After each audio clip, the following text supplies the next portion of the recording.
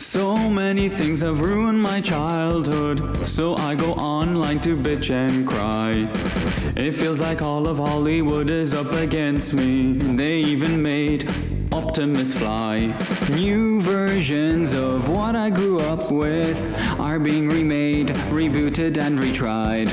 My adolescence is under attack now. I think that a part of me has died. Aliens, Predators, Marvel, DC, maybe it doesn't all quite stay. Okay, well, except maybe for that Jar Jar Binks.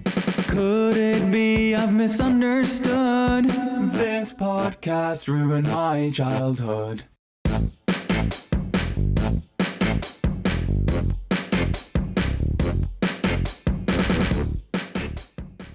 Hello everyone and welcome to This Podcast Ruined My Childhood. I'm Phil and with me is Eric. Eric? How come my pudding wasn't in this movie? You fail to follow my orders in any way, and I detonate the explosive device in the base of your skull. Can do the job for free. So this is the famous Suicide Squad. Any questions? And Yes, that is your hand. Very good. we're all gonna die. I hope so. Oh, for fuck's sake. Here's the deal. We fail the mission, you die. If we find out any information you give us is false, you die. If we find out you have personalized license plates, you die. What? No. If you cough without covering your mouth. Hardly. Although, that isn't an open invitation for you to cough without covering your mouth. This is suicide. Well, that's kind of our thing.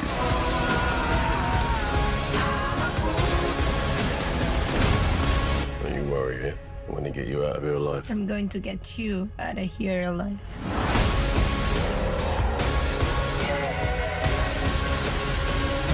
Oh my god, we've got a freaking kaiju up in this shit! Uh-huh. We love the rain. It's like angels are splooching all over us.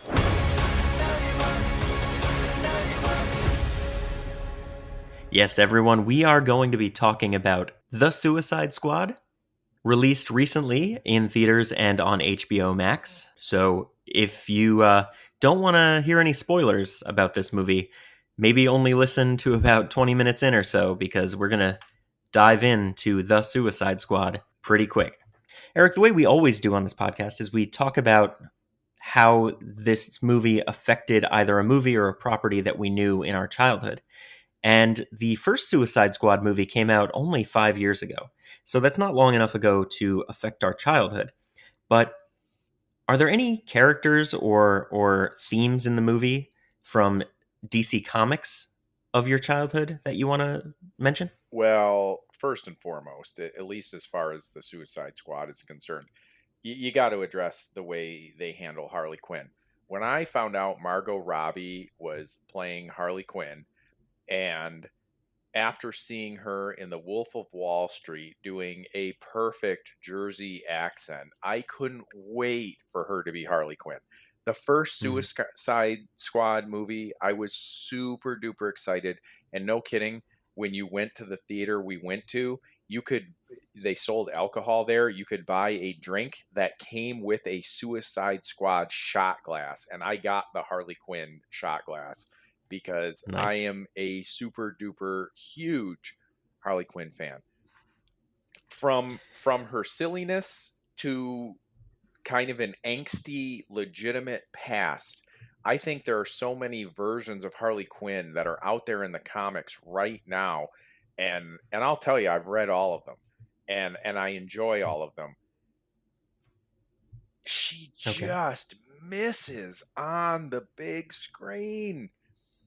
If anything about, childhood ruining gets incorporated here, again, because technically Suicide Squad was well beyond our childhood, she just does not hit the marks on any level of Harley Quinn for me at all. Huh.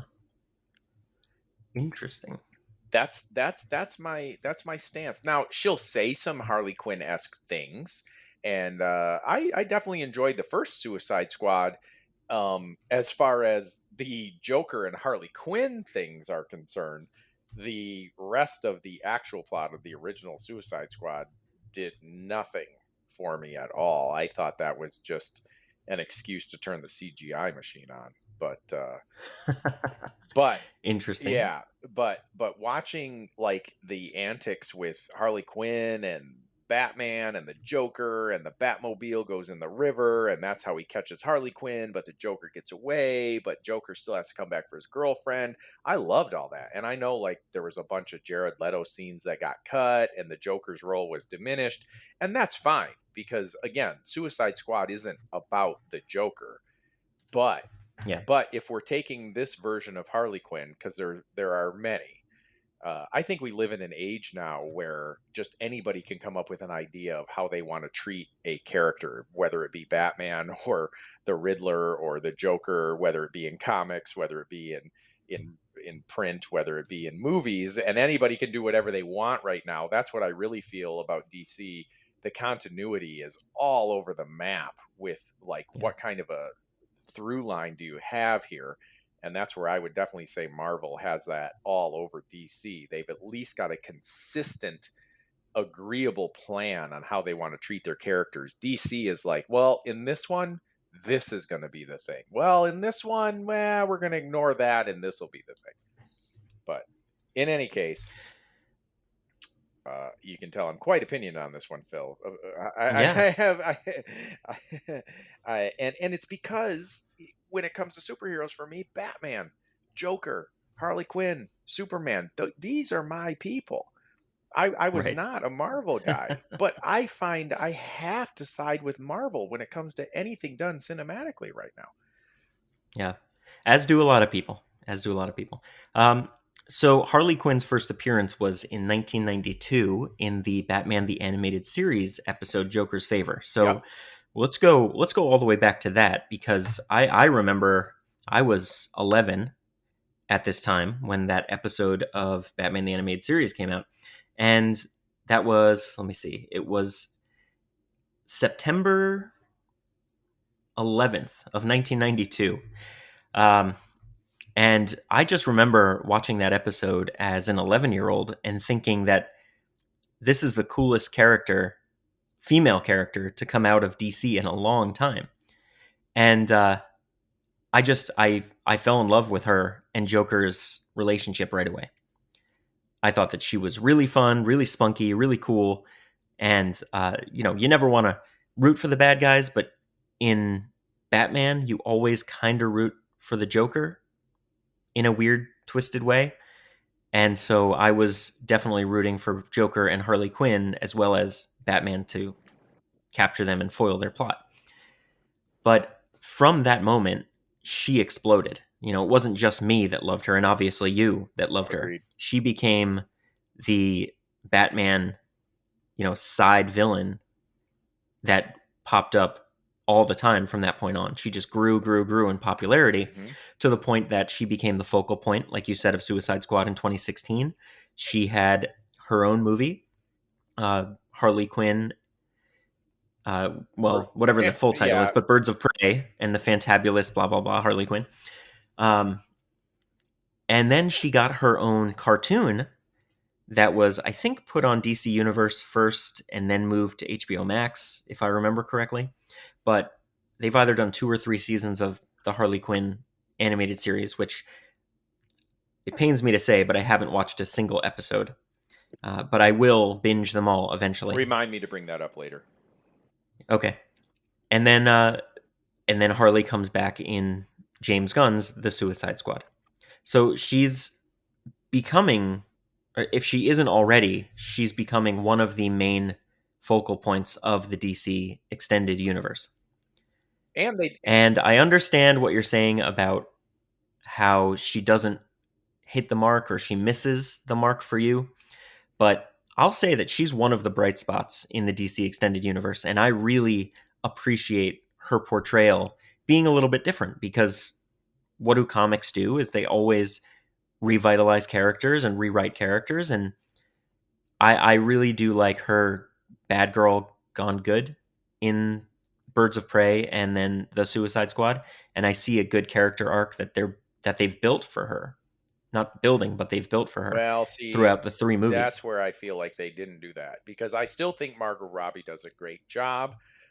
Although I was a little disappointed in the first Suicide Squad that the accent really didn't come out truly, except on certain words and certain phrases. She did not sound as Harley Quinn as she could have. I think she sounded way more Harley Quinn in this Suicide Squad too. Mhm. But I just think they've completely wasted the character of Harley Quinn. And even in Suicide Squad, the first one, they gave her a bit of a backstory, but I don't think they treated it as seriously as they could have, because that's kind of DC's thing, is they don't go lighthearted fun Marvel with heart. They go kind of Mhm. dark, and I don't Yeah. think they touched on what really drives Harley Quinn out of the, I'd say, at least 5 iterations of Harley Quinn. There's various ranges of her. That she was a psychiatrist is sort of Mhm. a common backstory that everybody kind of agrees on. Then it gets a little gray as to how she falls in league with the Joker. Between cinematic and comic, it's a little gray, and then it gets even grayer when it's like, well, I'm no longer with the Joker, and not that you can't have an emancipated Harley Quinn. I just think the movies are assuming you know more about her, and they just skip over really giving her the credit she deserves. If Hmm. anybody needed a standalone movie to get what they're trying to do with Harley Quinn, she is the one who needed it. And they kind of did that. No, Birds of Prey is pretty much her movie, no, no. and I think that they did a pretty good job of emancipating her. And that is the full title, right? The Fantabulous Emancipation of Harley Quinn. Right, but that's the problem. They started at the emancipation. I'm talking about going Well, I into think there's I'm talking about yeah. starting with Harleen Quinzel.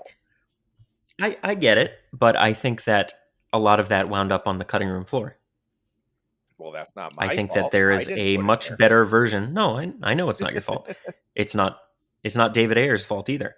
But I think that there is a better version of that movie out there that's 2.5 to 3 hours long that shows us how Harley became Harley. We had glimpses of Harleen. We had glimpses of her falling for the Joker, although it happened way too fast. And I don't disagree with you that they didn't do it full No, service. Harley But Harley if you Quinn has remember, not been done justice in any but of the films she's been in. Not if you truly, not remember truly. 1992's Joker's Favor, they didn't give her a backstory in that cartoon.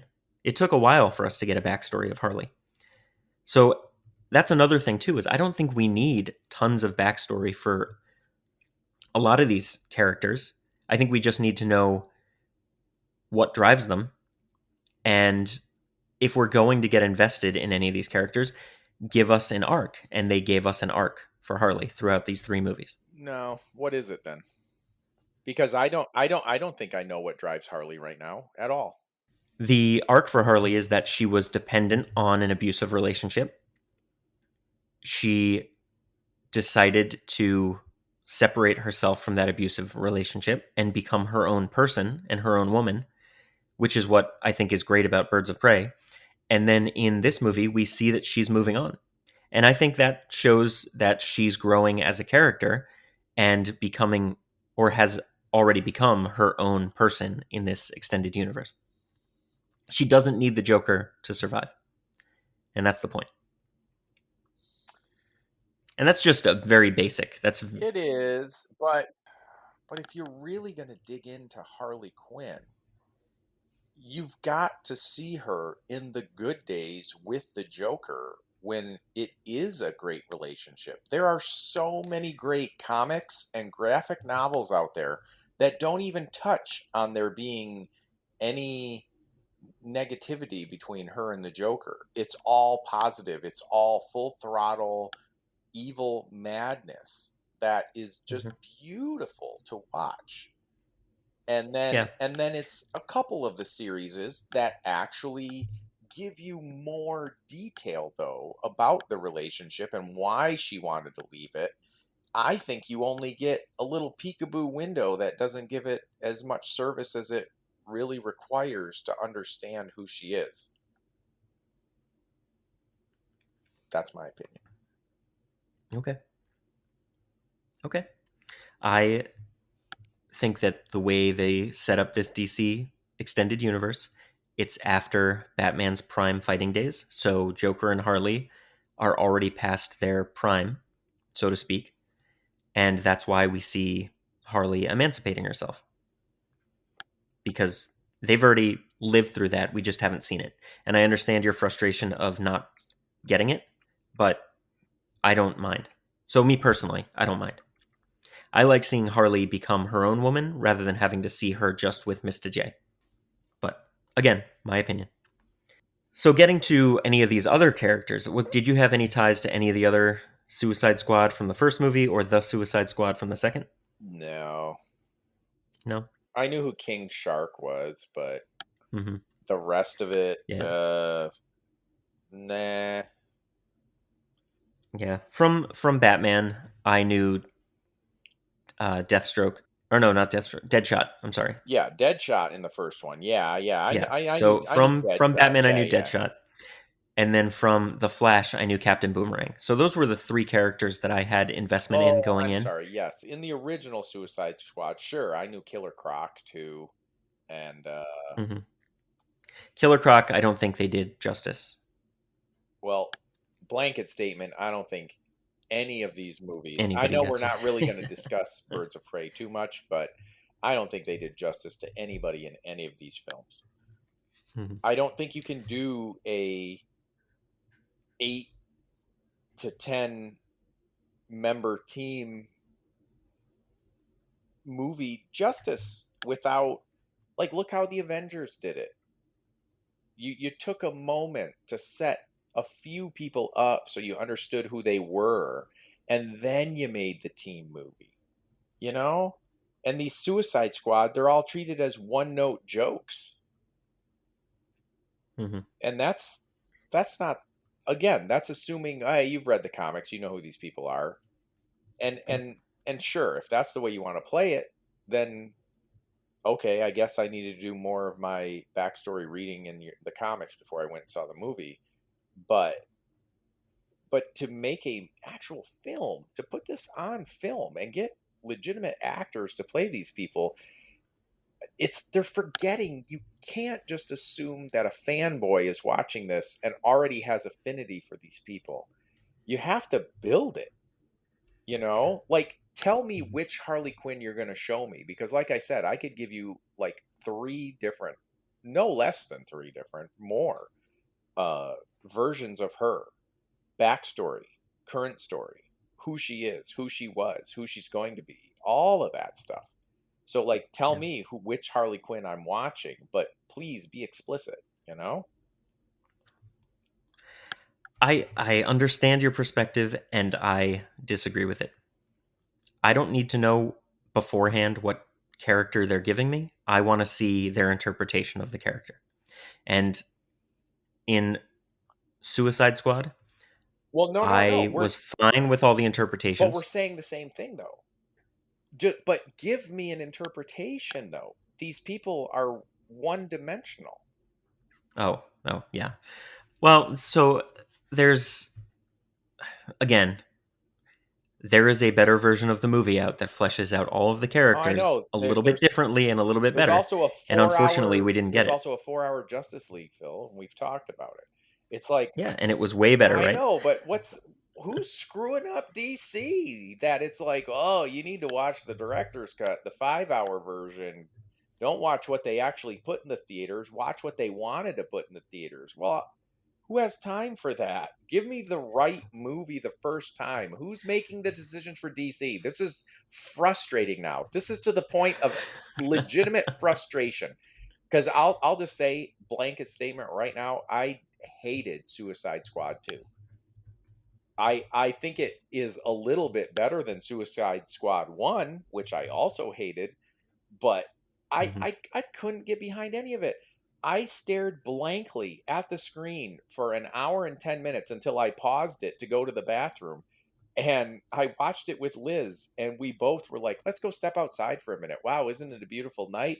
Glad I'm not watching this piece of crap in the theater where I can't pause it, go to the bathroom, prepare another double vodka, and go outside and get some fresh air because this is painful. Again, Okay. nothing against Margot Robbie. I think she does a beautiful job. I just think that the version of Harley Quinn she's giving us is unfinished. It's not fleshed out properly. Mm-hmm.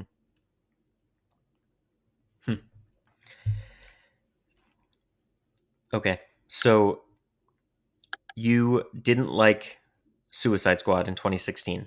That is apparent. You've already said you didn't.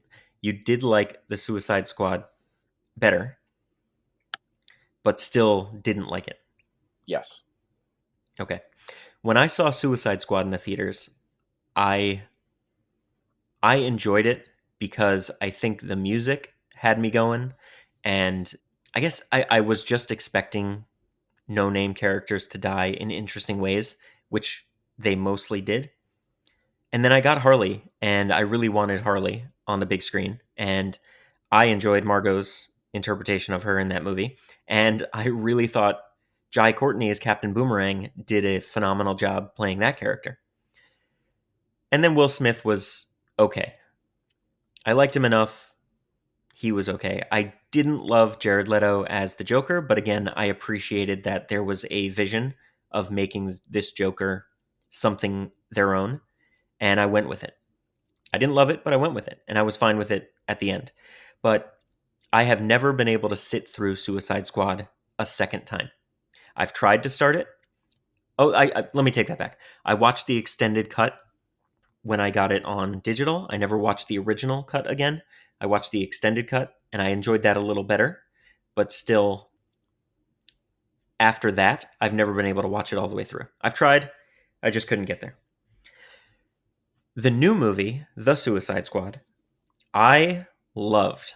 I had so much fun watching the movie at home on HBO Max. I watched it Thursday night when it came out, and then I watched it again on Saturday night while I was doing some work on my computer and some like tidying up in the living room. So it was on and I was listening to it. So I wasn't 100% attention on it, but the fun action scenes I was stopping and watching. So I was on board and I was having a great time.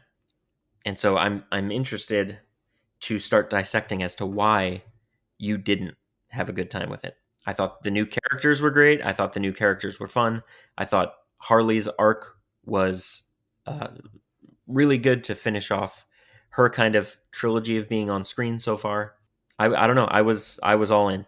So I think this is the time we're going to hit the spoiler wall. So if anybody is listening and hasn't seen The Suicide Squad, hey, I said 20 minutes and it's just about 20 minutes. So check on out now and come back after you see the movie. Well, Phil, you've ruined my childhood by liking this film. Tell me about it, Eric. The fake out beginning to like watch Nathan Fillion, Pete Davidson, Michael Rooker all die and then see their names in the credits after they're dead is so disingenuous to me. What do you mean? What do you mean? What do I mean?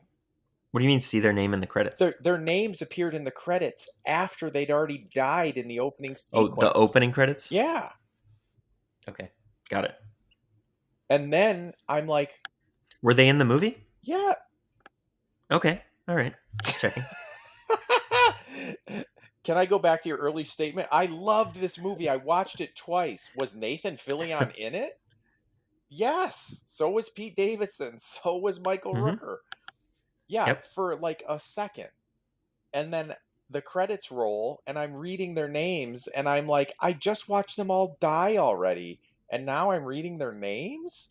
That, like, how can you say they're in the movie when I've already just watched them die, and then you get 3 days later, and I'm like, oh, okay, maybe 3 days earlier. we're gonna get to see, and then nope, all we saw was Pete Davidson come out of the pooper, and Weasel. that was it. Yeah, but Weasel wasn't anybody. But Weasel was funny. Was he? I enjoyed it. I enjoyed what happened around Weasel. I didn't really care about Weasel, but I liked when Pete Davidson asked, "Is that a dog?" And then they talked about dogs, and then Harley Quinn said, "Is that a werewolf? I've always wanted to meet a werewolf." And I was like, "Same, girl, same." I found that to be some of the most first draft banter I've ever seen in a superhero movie ever. Like, again, Marvel being the gold standard, that is cutting room floor material. I didn't even grin. That's kind of the same banter that we get in Guardians of the Galaxy, which honestly is written by James Gunn. If you're gonna, and I was just gonna say, if you're gonna pick Guardians of the Galaxy out of the entirety of the Marvel universe, I'm gonna say Guardians of the Galaxy is the one that stretches the borderline humor, especially with Drax and his I would poop in your bed. Oh, it'd be a this size poop. It's like, oh my god, really? You're going to poop jokes?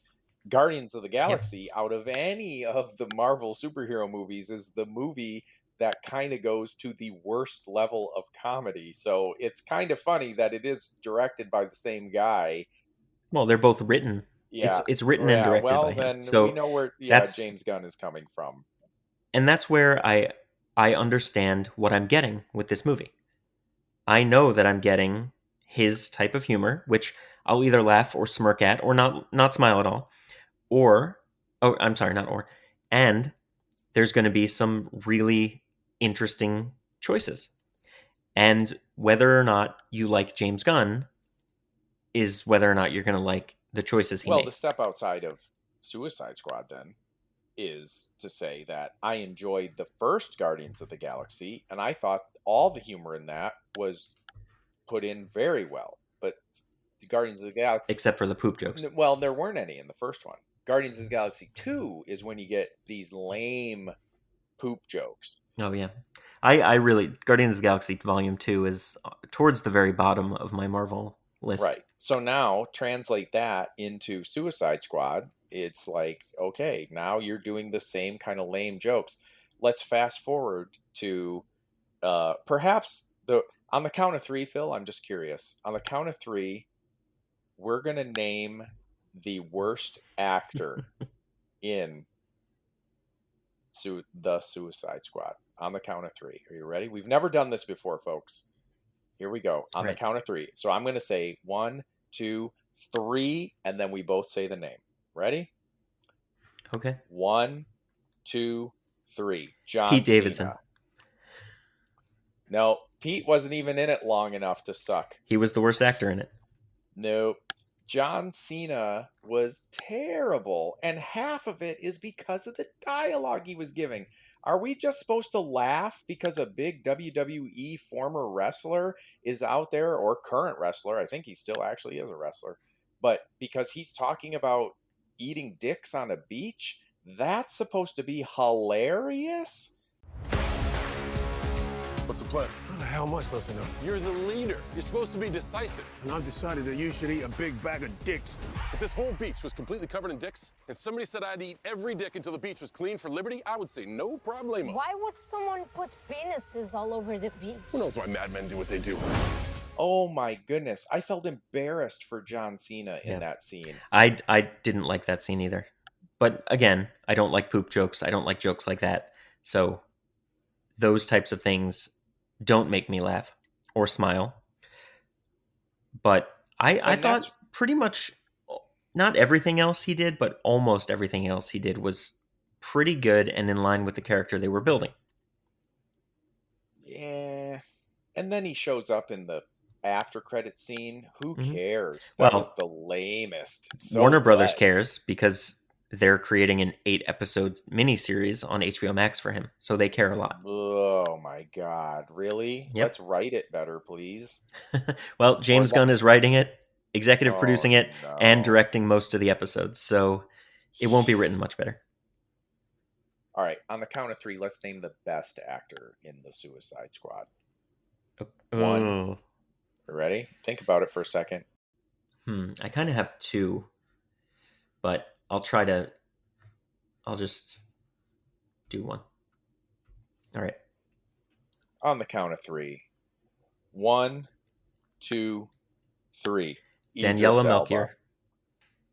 I think Idris Elba was probably number 2. Okay, I was going to say he's at least got to be in there because for as much as I still love Margot Robbie's portrayal of Harley Quinn, even though I think she gets a crap script, I would still say Idris Elba. But I would also agree that Ratcatcher 2, she was really, really good. Yes. Mm-hmm.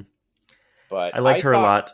Yeah. I thought, well, really, the whole crew that survives, aside from John Cena, did a really good job with what they were given. I think Daniela Melchior was kind of the heart of the film as Ratcatcher 2. Mm-hmm. And then it was great with Taika Waititi as her dad in a cameo as Ratcatcher 1. Mm-hmm. David Dastmalchian, or however you say his last name, I think he was great as Polka Dot Man. I was pretty upset that he died. Yeah, that stunk. I loved that he was like, he finally felt happy, pure happiness with having his power, and he was screaming, "I'm a superhero," and then he gets smushed, and it was just so sad. Now, forgive me, anybody who's listening here, but Polka Dot Man, that's from Lego Batman, right? The original Polka Dot Man is not from Lego Batman. There is a Polka Dot Man for real? Yeah.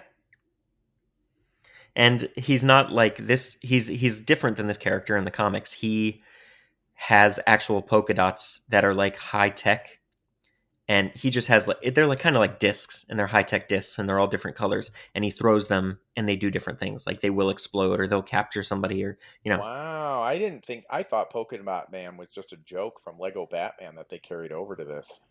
No. Wow. Yeah. He was in Detective Comics in 1962. That was his first appearance. Holy Detective crap. Comics 300. Interesting. He was mostly a Batman villain. Well, I loved him in The Dark Knight, the actor. Mm-hmm. Yeah, really he's good in pretty much everything he does. He has more superhero credits than I think anybody else. Wow. Because he's been in so many superhero movies as different characters. Yeah, and I thought he was good. I really did. I thought he was good. I honestly, out of any character, well, between him, Bloodsport and Ratcatcher 2, I thought they all did a fine job with what they had, which is why I liked this better, because I actually, for as lame as I thought the plot was, it was still a better plot than the convoluted Suicide Squad plot. Mm-hmm. Agreed. So the fact that this was at least streamlined, even though it was very much a video game, level 1, we have to do this. Level 2, we have to do this. Level 3, we have to do that. Everything felt like a video game in this. So it was like one MacGuffin adventure after another. Well, now we have to get to the bar to meet our contact or capture the guy with the pins in his head. Now we got to do this. Now we got to do that. And it's like, this is so by the numbers and just not an interesting story by any means. But I still thought, versus the convoluted plot of Suicide Squad, I don't know, man. I am on the opposite end of the spectrum. I thought it was fun. I understand MacGuffin chases, but that is what pretty much every action movie, but definitely every superhero movie is. They go from one thing to the next to finally get to the big bad and the big fight with the big bad. That's what I expect in a superhero movie, and they delivered on this. And they delivered in a very fun and interesting way, because the fact that these heroes, these anti-heroes in this, are actual killers and murderers and villains.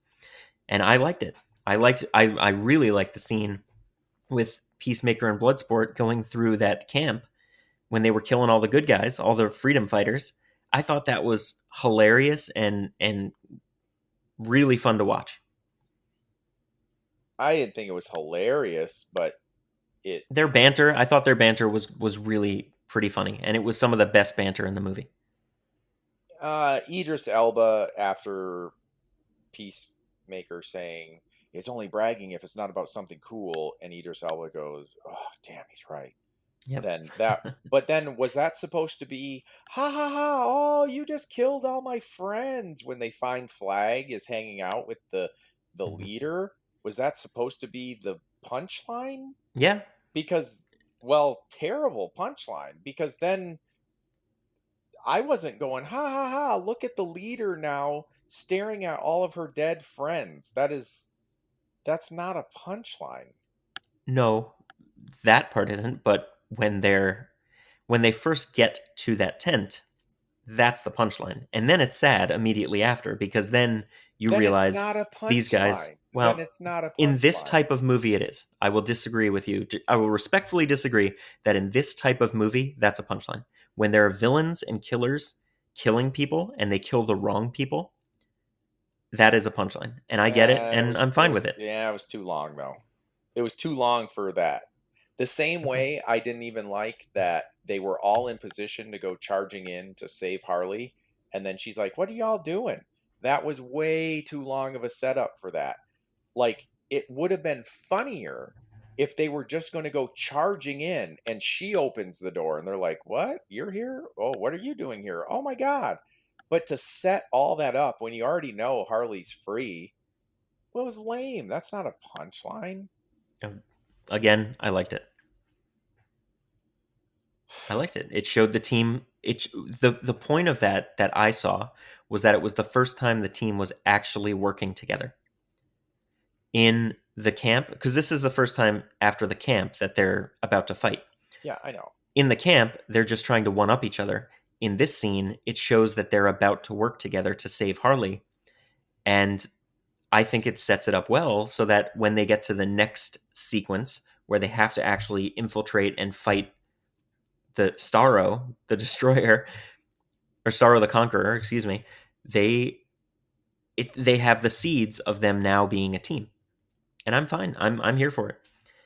Again, I'll say Joel Kinnaman did a good job with Rick Flag. I think he did a better job in this movie. His character was a little bit different than the first Suicide Squad, and I think all the choices that they made with the script for him made him a stronger character, such that I was also really sad when he died too. I wished it went the other way and he killed Peacemaker instead of Peacemaker killing him. I didn't care. Okay. I really didn't. Mm-hmm. Part of me, all I thought about Rick Flag's death was, geez, that was awful gratuitous to show his actual heart being punctured. That's all I thought about it. Mm-hmm. Your love of this film is making me doubt our partnership, buddy. All right. Well, we'll just have to see when we record another episode. Ugh. What about Nanawe? You didn't like any of his stuff? Fun fact about Nanawe before you go on your negative answer. The guy who was Waller's kind of one of her two right-hand people, like the big guy with the beard who yells, "It's a freaking or we got a freaking kaiju." He did the mocap for King Shark.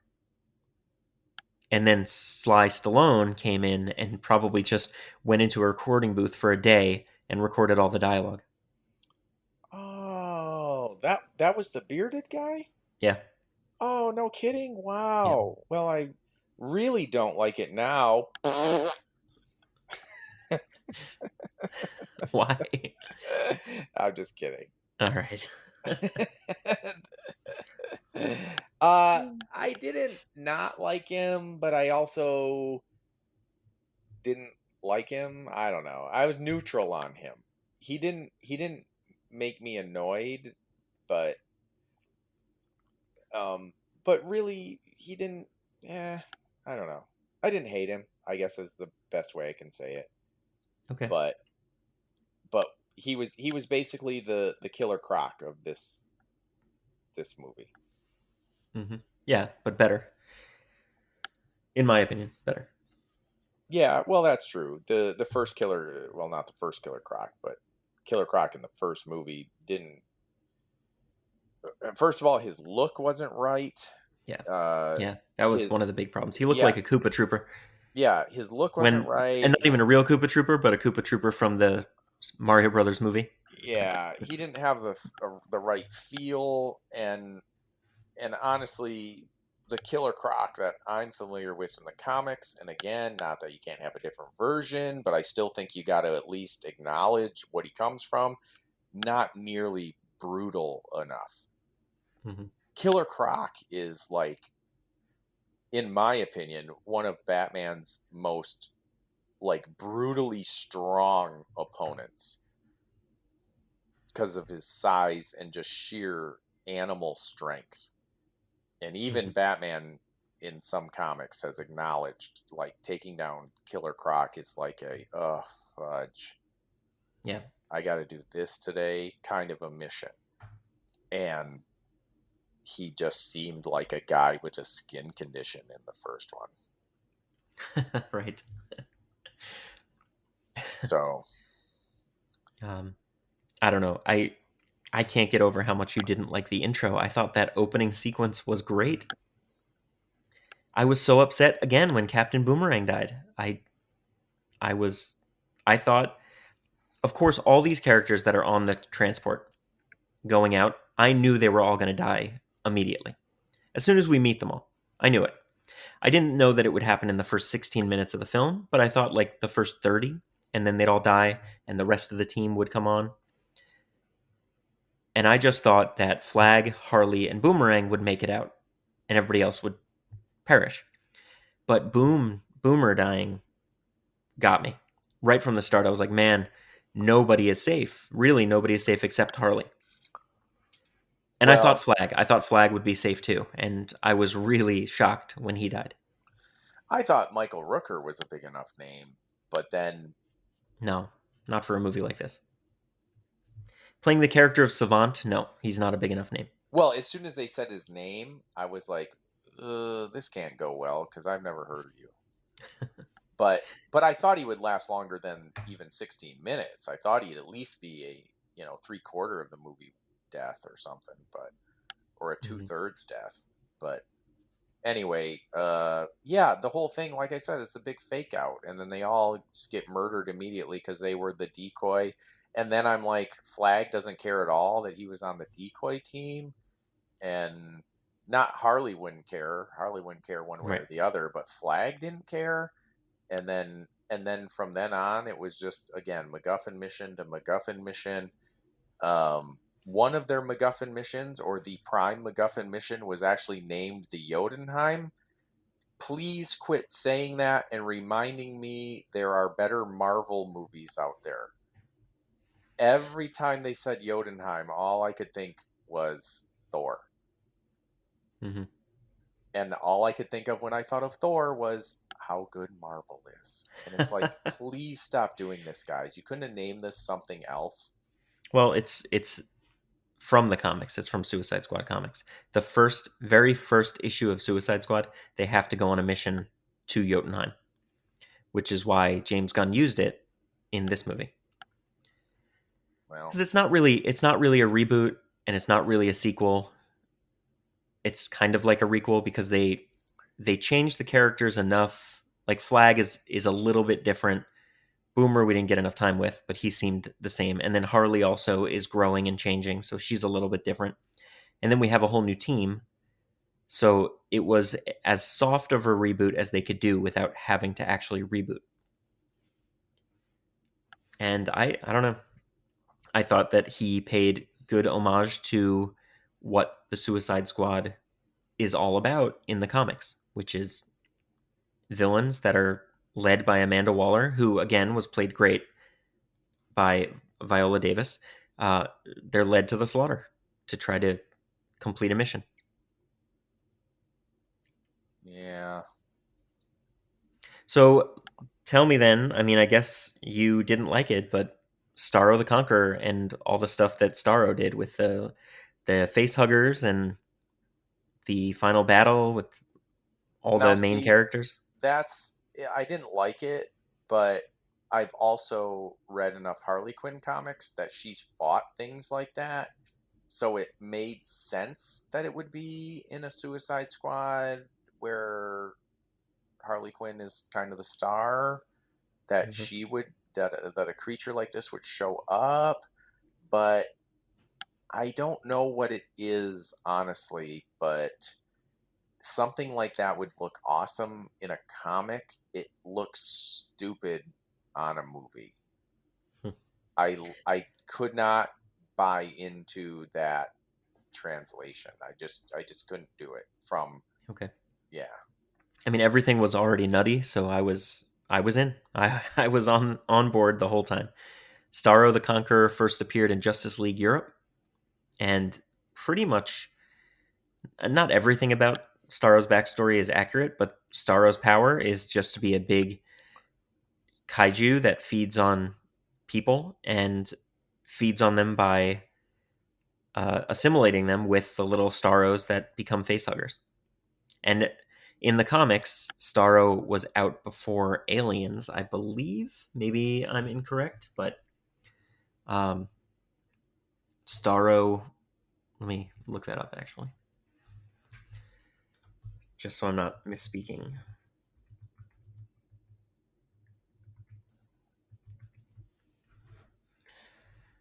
Starro's first appearance, yep, Brave and the Bold, March 1960. So, well before Alien had the alien facehuggers. Well, it again, if I was reading a Harley Quinn comic and she went up against that, I'd be like, fun. But there's just something about that, again, being just a punchline that just doesn't land. I just was like, ugh. I honestly didn't laugh at this movie at all. There were 2 times I laughed. One of them was something Polka Dot said. Was it the Milton? Because that was pretty funny. Yeah, I might have let out a at that. That might have been it. But there was one other part. And it actually might have been something Ratcatcher 2 said. I liked her a did lot. like I her. really liked her a lot. I thought she did a great job.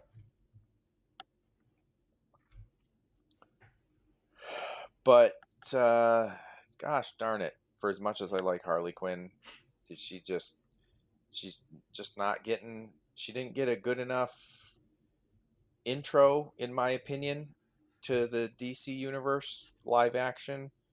And I don't think Birds of Prey did anything to help her. And I know people out there could be arguing, right? Like, because I've read the entire original Harley Quinn comic series. I read the entire second Harley Quinn comic book series. I read the entire Gotham City Sirens series with Harley Quinn, Catwoman, and Poison Ivy.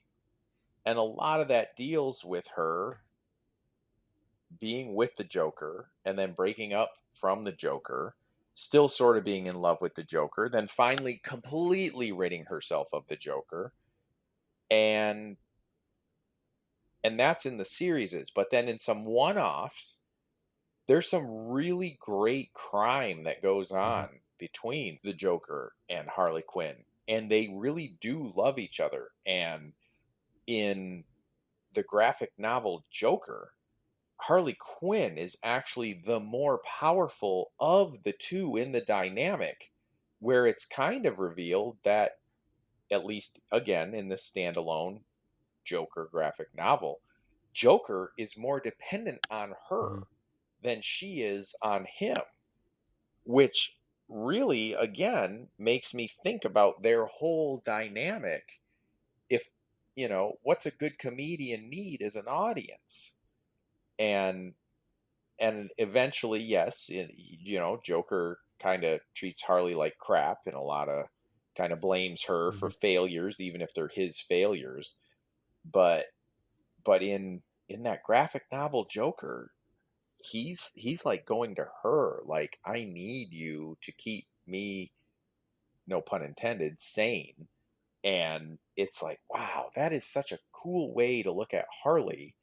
And then there's other backstories of her, and gosh, the way she was presented in Suicide Squad, and at least once the midway part of the movie got going, then it just became, like I said, turn us over to the CGI machine, and I'm like, oh, this is terrible.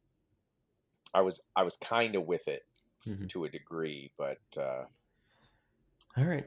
But then I just fell out. So I mean, I think Suicide Squad would even be served better if the first one would have been, the mission was to infiltrate some sort of an organization of sorts. And it turns out, once, like in the mid-movie twist, oh my gosh, it's actually been the Joker behind this whole thing. And Harley is like, oh no, like, loyalty's tested. I'm part of this squad. Now it's my boyfriend is behind it. And then he's like, I knew you'd come. And then maybe the Joker had already had this all plotted out, that they would send him, and this is his way to break her out. But then he's going to kill the team. And she's like, well, wait, don't kill my team, because she's got a thing with Deadshot. And then Joker is like mad at her, like, what do you mean? I got to wipe him out. And that's also why I have a problem with this, is with going into Birds of Prey and then going into this Suicide Squad, is you're left off with the Joker saving her, breaking her out of Arkham, dressing up as police officers, going on a whole mission, basically sacrificing himself, which is something the Joker does not do. And he gets her out at the end, and it's like super duper cool, because you're like, ooh, to be continued. But the next time you see Harley Quinn, all this phantom I'm breaking up with the Joker stuff happened off screen.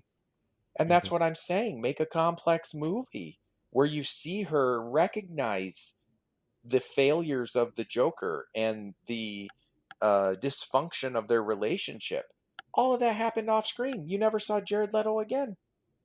And so that's why I say it's an incomplete arc, because you basically Force Awakens into The Last Jedi into The Rise of Skywalker with these characters. All this stuff happened off screen and in between, and their characters changed so much that you're like, who is this person now? Why are they doing this now? They weren't doing this in the last movie. So for Harley Quinn to be emancipated in Birds of Prey, and you don't even show Jared Leto's face? Well, come on. they don't, that's because disingenuous, of all the backlash honestly. they got from his Joker, his interpretation of Joker. Well, then show some Joker. I mean, come on. You can't build somebody else's arc, another character's arc, off screen. You just can't. I don't necessarily feel like I need to see what happened to know that she's upset with the abusive relationship she has and wants to get away. But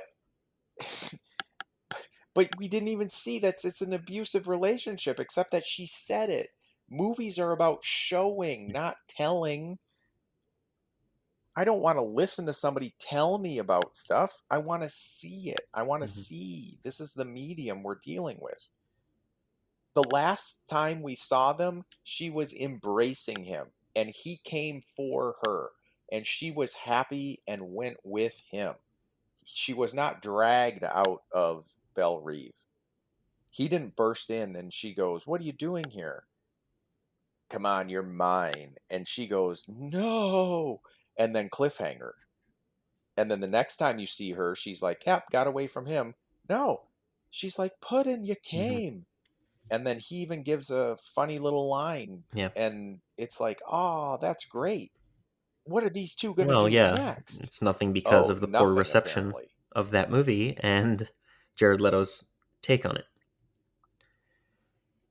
Everything there are a lot of decisions that were Well- made in some of these DC movies that had Warner Brothers executives making changes and forcing reshoots and making cuts rather than let the filmmaker make the decisions. And it led to the mess, like you said, the mess that we have now. I'm on board with the Suicide Squad. I'm on board with the type of Harley Quinn we now have. I'm on board with Idris Elba's character coming back. I'm on board with Ratcatcher 2 coming back. I'll probably watch the Peacemaker series, but it won't be a priority to me. But I'll watch it just because it's superhero content and I eat that up. But I'm really interested to see what they do with the Flash and the multiverse. I'm interested in Aquaman 2, even though I didn't love Aquaman 1. So all these movies I will see, but I don't need them to be great. I just need them to be good enough that we're still getting more content. Because regardless of whether or not you like this movie, 20 years ago, we wouldn't have seen a movie like this. And I'm just glad that they're making superhero movies in general. I know it's kind of a cop-out because I should want good superhero movies, but kind of like what we talked about on the X-Men episode, it was the only content we got at the time. Now we're getting too much content, and there's gonna eventually be superhero fatigue, but I will enjoy it while it lasts.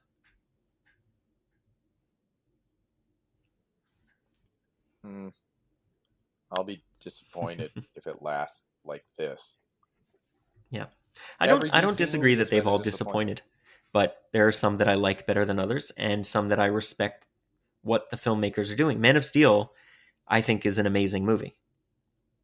I don't love all the decisions Zack Snyder made, but for the movie he made, I love Man of Steel.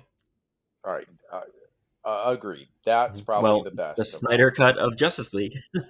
not what I was just gonna say. Not counting the director's cuts that we don't get to see in the theater. Not counting that. If the original versions and visions were realized, then yes, they're not terrible. But I mean, I don't want to have to watch a movie twice to see the better version. Just do the better version right the first time, Warner Brothers. Who's on your board? Who's making these decisions? Like, do these people even know what the comics really are? This is terrible, terrible, terrible. And I think Harley Quinn, agreed, is one of the best characters to come out of DC in forever. You know, she's as good as Batman and the Joker, like the flagship characters. And it just, I was hopeful for the second movie of the Suicide Squad because her and the Joker escape at the end, or he breaks her out. But then to see just right into while you guys were off screen, or we were off screen, here's what happened. Ugh, terrible. It's just like all of a sudden, Hux all of a sudden, I'm the spy. I've been spying off camera all this time. What? Get out of here. I did mention before about Harley moving on, Anyway. and I just don't want to not go back to that. So I really liked that she spent the day with the dictator, Silvio, whatever his last name was, Silvio Luna. I liked she spent the day with him. I liked that she appreciated that he loved her, even if he didn't really love her, but he said he did. And I liked that she moved on and then also realized when he said that he would kill women and children that he's a bad guy and she's trying to get away from being with bad guys. I liked that whole sequence. I liked what Margot Robbie brought to it because even though it was all ridiculous that she was saying if she met a bad guy, she promised herself she'd kill him or she'd murder him, moida him, I think she said. But how her eyes were welling up with tears, I just felt it. I felt that she has been used and abused and is insane but wants to get better. And I really liked it. That's where I think she completed that part of her arc. And now, if she continues to move on, we'll see her start something new. I was apparently told she Yeah. was in an abusive All relationship, right. but I never saw it. I at least even saw Ratcatcher's flashback to being with her dad, for Pete's sake. There's no flashback to her. You at least got to meet Idris Elba's daughter, so you understood that he really had a dysfunctional relationship with his daughter, but he still loved her enough that he would go on a suicide mission just so she didn't end up in jail. But with Harley Quinn, apparently it's good enough just to be told she was in an abusive relationship, because we didn't see any of it. Yeah, well, it's the Joker. We can expect it. I'd like to hear the Joker side of it. Honestly, I'm not just going to take word. No, why am I going to just Because we'll take never see the somebody's Joker word in this for it? universe again, so better get used to it. Well, Eric, I think we've exhausted this. So, did The Suicide Squad ruin your childhood? No, because it didn't exist in my childhood, but it Did it has. well? Did it ruin Harley Quinn for you? No, because I think Margot Robbie does a decent job. I think she did a better job in this one than the first one, at least as far as the accent goes. But I just in this one and Birds of Prey and the original, she's been handed a crap script. She's doing her best, but it's kind of just sad. Like you said, you're just happy that content's being made. I'd rather not have any of these movies. I wouldn't want either Suicide Squad or the Birds of Prey if this is what you end up with. I really like Birds of Prey too, which we'll talk about another time. But I could hand you 3 graphic novels right now that I would rather see be made directly into movies than either of or any of these movies. Well, that's pretty much a statement that anyone could make about any superhero movie being made, because people love the comics and people love graphic novels. Like, I wish they would have made, I know they're making it animated right now. They already made it animated, but I would have loved to have seen a true The Long Halloween Batman movie. I think that would be an amazing Batman movie, but we're never going to get it. Well, Hush. I wish we could see Hush live action. That would be awesome. Yeah, but to that end, that's what The Dark Knight was. The Dark Knight was a composite of 3 Batman and Joker graphic novels put together beautifully into, if not the best, certainly a top 5 best superhero movie ever made. Mm-hmm. Because it was true to the graphic novel, which already had everything you needed. It had every element you needed. Beginning, middle, and end. It had an entire arc built. And they were able to take 3 of them, mish them together, and take the best parts of them and make The Dark Knight. So why can't you do that with existing material right now? Instead, they combed every single part of the Suicide Squad and every Harley Quinn comic and came up with Starro the Conqueror. That's what they came up with after reading everything there is about Harley Quinn. You know what the best part of Harley Quinn is? It was that giant starfish. Yeah, let's make sure let's get that in there.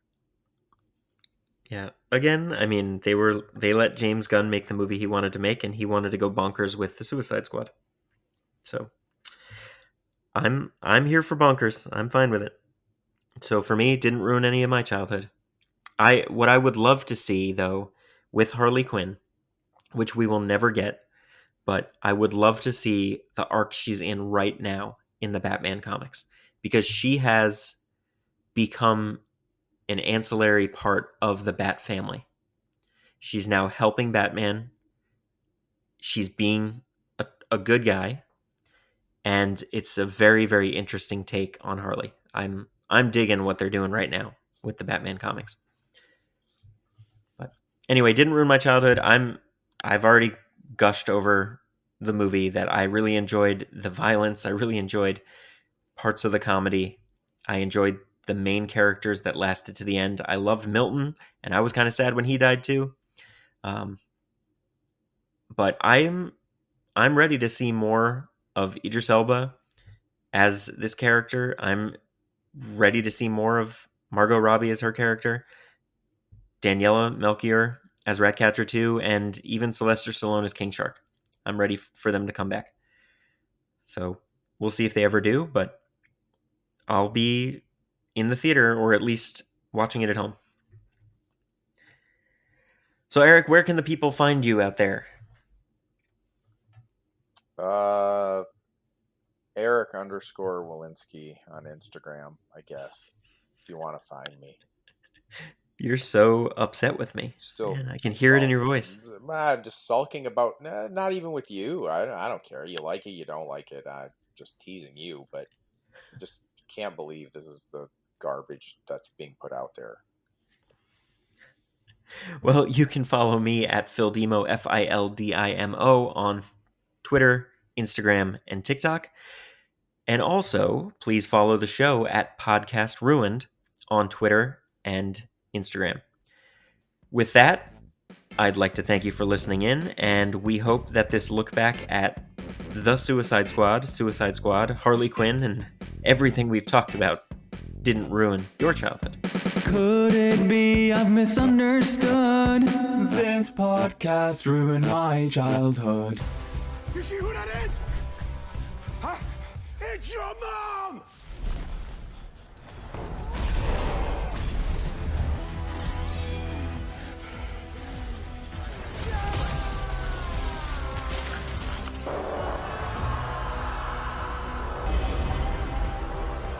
I'm a superhero! I'm a motherfucking super... Oh well. Ha ha ha ha ha ha! John Cena's in his underwear. Ha ha ha! Yeah, that was dumb too. Like, what the fuck? Everything John Cena did was terrible. Like, he should be embarrassed that he was in that movie. I'm not kidding. And then I didn't know they were making a 6-episode arc around him. 8 episodes. James Gunn had nothing to do during quarantine. He wrote an 8-episode series. Around Peacemaker? Yep. Peacemaker doesn't even register on the Richter scale.